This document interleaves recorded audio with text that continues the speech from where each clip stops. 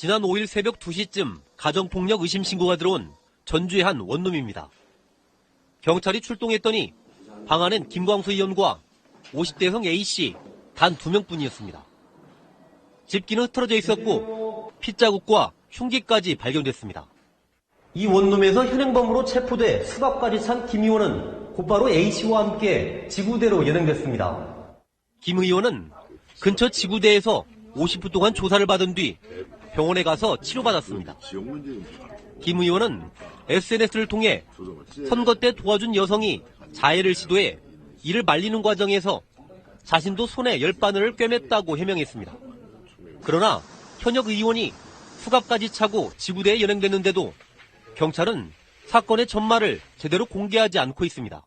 김 의원은 사건 당일 가족이 있는 미국에 다녀오겠다며 출국했고 오는 13일쯤 귀국할 것으로 알려졌습니다.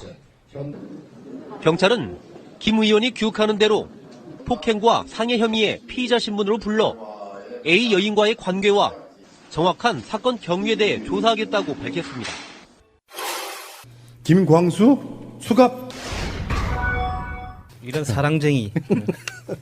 아니 국회의원이 수갑 체험을 당했다는 거 아니에요? 지금 이 논란이 김광수 의원 그 여성분과 집에 있는 상황에서 경찰이 들이닥친 거 아니에요. 네. 네. 신고를 받고 그 신고는 누가 한 거야? 이웃집이. 이웃집에서. 네. 그래서 왜 수갑을 차고 나왔을까? 나 이게 핵심이라고 생각해. 그 여자분이 부상 정도가 너무 심각하니까 현행범으로 수갑을 채웠다고 하는 거예요. 그 자리에서. 근데 와서 조회를 해보니까 국회의원이었다 이렇게 나온 거죠. 지금 나타난 팩트로만 보면 김광수 의원 손가락이 베었다는 거야. 칼로. 네. 열발은 꿰맸다는 거예요. 그 어느 손가락인지가 중요해요. 그리고 엄지. 보도에 의하면 그 여자분은 맞은 것처럼 보였다. 얼굴에 멍이 들었다든가 네, 이런 식으로. 네. 그런 상황인 거잖아요. 그래서 그게 궁금한 거지. 실제로 경찰이 딱 갔는데 피가 질질 나고 있는 사람이 남자 김광수였잖아. 이 사람을 왜 수갑채에서 데리고 나왔을까? 그 상황을 한번 우리가 유추를 한번 해보자는 거지. 그 상상을 해보면 경찰이 그 현장에 들어갔을 때 집안 가재도구가 다 뭐 파손되고 널브러져 있고 가재도구 동선을 따라서 피가 이렇게 쭉쭉쭉 이렇게 많이 이제 흩뿌려져 있었다고 이제 하거든요. 그러면 그거죠. 도망가고 쫓아가고 그거밖에 없지 않을까요? 그것도 있고 첫 번째 경찰이 수사를 시작하는 그게 최초는 전화잖아요. 예. 뭐 전화가 어떻게 갔을 가능성이 없냐면 아랫집이든 윗집이든 옆집이든 남자가 여자를 패는 것 같아요.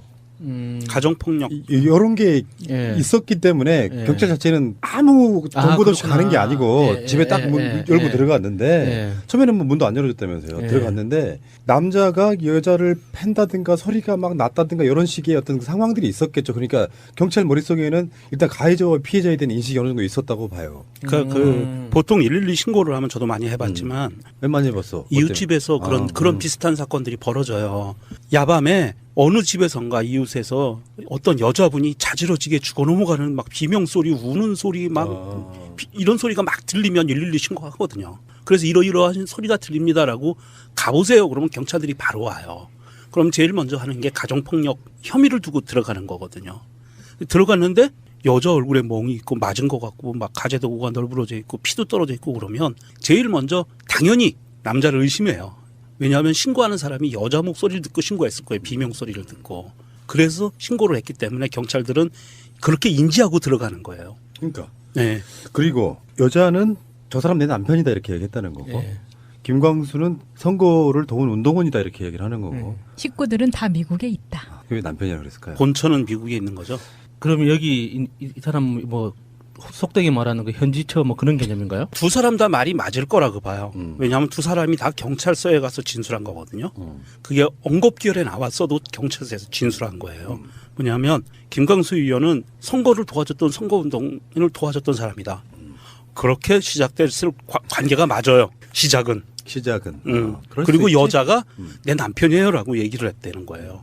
그럼 여자로서는 그 여자는 두 가지예요. 그 사람을 내 남편으로 인정을 했던지 아니면 관계를 들키기 싫어서 언급결의 남편이란 말이 튀어나왔든지 둘 다겠죠. 둘 다이거나 둘 중에 하나이거나 애를 확률이 높다는 거죠. 왜냐하면 결혼해서 사는 사람들이 바람 피다가 걸리면 부지불식간에 나오는 게 인척을 대요. 상대방을. 인척이라고. 비슷한 나이 또래면 부인 뭐 아주 어리면 조카. 어떻게 그렇게 잘하세요? 그러게요. 이거 날카로운 질문이었어. 아 좋아. 마차님. 결혼해서 한 20년 사시면 내공이 쌓이십니다. 그 명정님은 그럴 분은 아니셔요. 예. 뭐 그러려니 하고 뭐 저 솔로예요. 뭐 그러거나 말거나. 그러니까 그러한 상황이 벌어졌을 확률이 높아요. 그러니까 두 사람의 다 진술이 어느 정도는 맞을 것 같다라는 생각이 들어요. 근데 문제는 이 김광수 이 양반이 그리고 바로 미국으로 튀었는데 그 튀기 전에 또 한 행동이 웃기더라고요. 경찰서 갔다 왔다가 또 이상한 행동을 했다고 하던데. 그러니까 경찰이 재수사를 위해서 그 피해자 여성 집에 방문을 하니까 둘이 같이 있었다 하잖아요. 저는 그 상황이 더 이상하더라고요. 이 둘이 뭐 이제 어떤 상황에 대해서 싸우거나 예. 수기를 하거나 이렇게 수기, 되는데 어우 수기. 좋은 말. 아우, 수기. 예.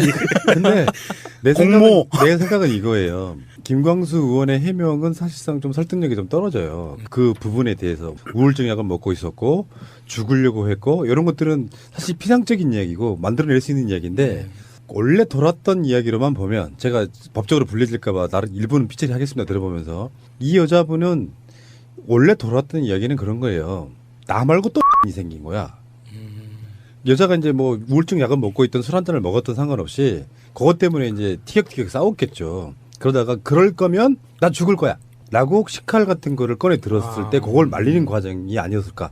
그러는 과정에서 이제 감정적으로 오가면서 이렇게 주먹도 오가고 폭행도 하고 이러는 과정이 아니었을까 이렇게 보는 거죠. 예, 그 대체적으로 그 푸른나무님 말이 그 정확한 그럴 거 것 맞아요. 같죠? 예, 왜냐하면 지금 원래 그 부인께서는 미국에 계시고 이 여자분 A 씨라는 여자분이 하고 지금 문제가 된 거니까 그 상황에서 또 다른 B 씨라는 여자에 대한 이야기가 있었다는 거가 나왔거든요, 기사로. 네, 이게 주민들 증언에 의하면 김광수 의원이 1년 전부터 이 여성 집에 수시로 드나들었다고 하네요. 아니 어떻게 하면 그 집에 수시로 들락거리는 거를 그게요. 다른 사람이 알 수? 총선이 1년 전에 있었죠. 그러니까 그 선거 끝나고 힘들었을 테니까 가서 아침밥도 좀 해주고. 그렇죠. 저같이 자상한 남자예요. 저녁밥도 좀 해주고 예. 커피도 테이크아웃 해다 주고. 예. 뭐 거의 기부천사 수준인데 아. 왜 언론사에는 이 기사를 지금 클릭하면 예. 언론사의 요청으로 삭제되었습니다 이렇게 나올까요?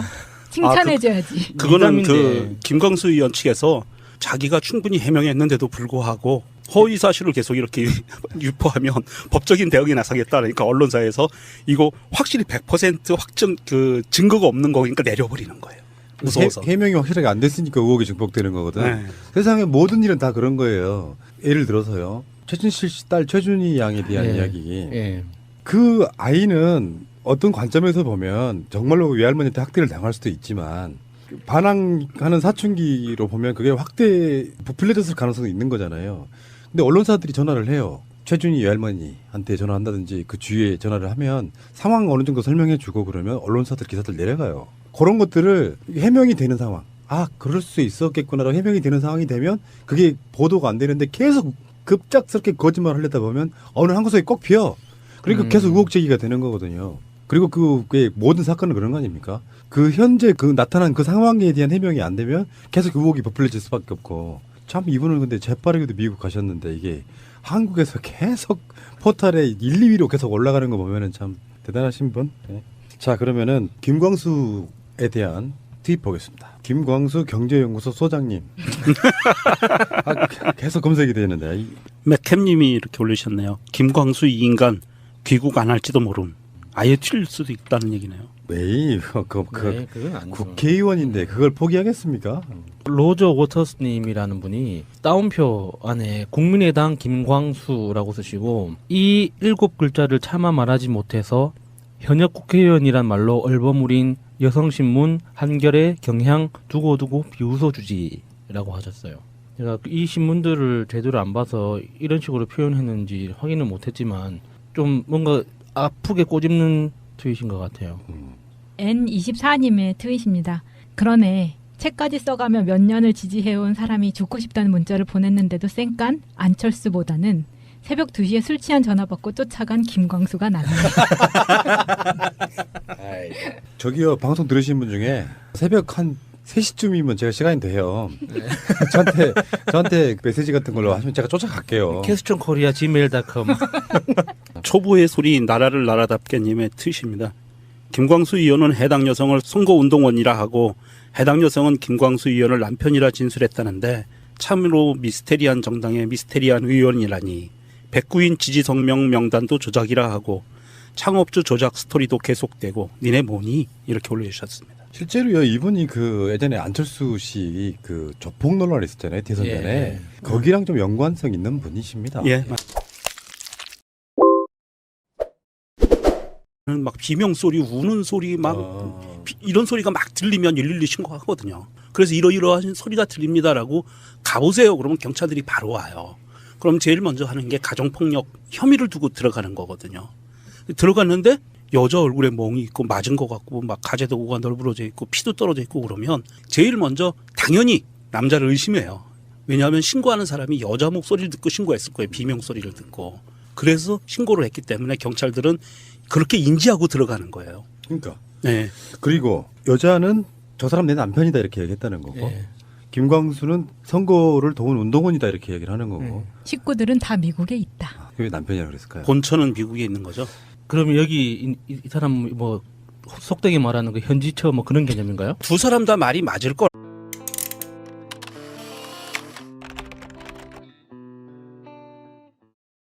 지난 5일 새벽 2시쯤 가정폭력 의심 신고가 들어온 전주의 한 원룸입니다.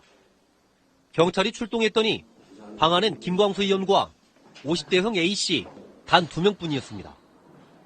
집기는 흩어져 있었고 핏자국과 흉기까지 발견됐습니다. 이 원룸에서 현행범으로 체포돼 수갑까지 찬 김 의원은 곧바로 A씨와 함께 지구대로 연행됐습니다. 김 의원은 근처 지구대에서 50분 동안 조사를 받은 뒤 병원에 가서 치료받았습니다. 김 의원은 SNS를 통해 선거 때 도와준 여성이 자해를 시도해 이를 말리는 과정에서 자신도 손에 열바늘을 꿰맸다고 해명했습니다.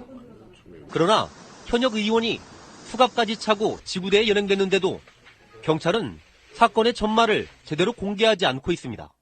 김 의원은 사건 당일 가족이 있는 미국에 다녀오겠다며 출국했고 오는 13일쯤 귀국할 것으로 알려졌습니다. 경찰은 김 의원이 귀국하는 대로 폭행과 상해 혐의의 피의자 신분으로 불러 A 여인과의 관계와 정확한 사건 경위에 대해 조사하겠다고 밝혔습니다. 김광수 수갑. 이런 사랑쟁이. 아니 국회의원이 수갑 체험을 당했다는 거 아니에요. 지금 이 논란이 김광수 의원 그 여성분과 집에 있는 상황에서 경찰이 들이닥친 거 아니에요. 예. 네. 신고를 받고 그 신고는 누가 한 거야? 이웃집이. 이웃집에서. 네. 그래서 왜 거든요. 그러면 그거죠. 도망가고 쫓아가고 그거밖에 없지 않을까요? 그것도 있고 첫 번째 경찰이 수사를 시작하는 그게 최초는 전화잖아요. 예. 뭐 전화가 어떻게 갔을 가능성이 없냐면 아랫집이든 윗집이든 옆집이든 남자가 여자를 패는 것 같아요.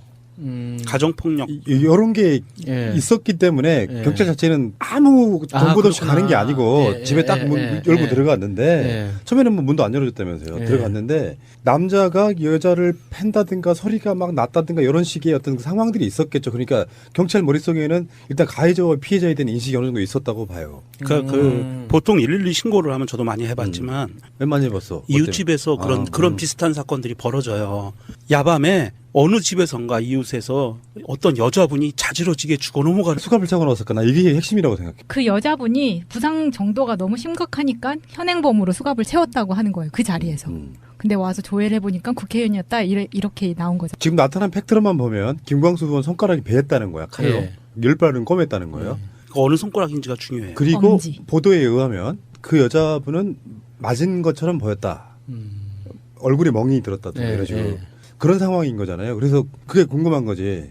실제로 경찰이 딱 갔는데 피가 질질 나고 있는 사람이 남자 김광수였잖아. 이 사람을 왜 수갑채에서 데리고 나왔을까? 그 상황을 한번 우리가 유추를 한번 해보자는 거지. 그 상상을 해보면 경찰이 그 현장에 들어갔을 때 집안 가재도구가 다 뭐 파손되고 널브러져 있고 가재도구 동선을 따라서 피가 이렇게 쭉쭉쭉 이렇게 많이 이제 흩뿌려져 있었다고 이제 하고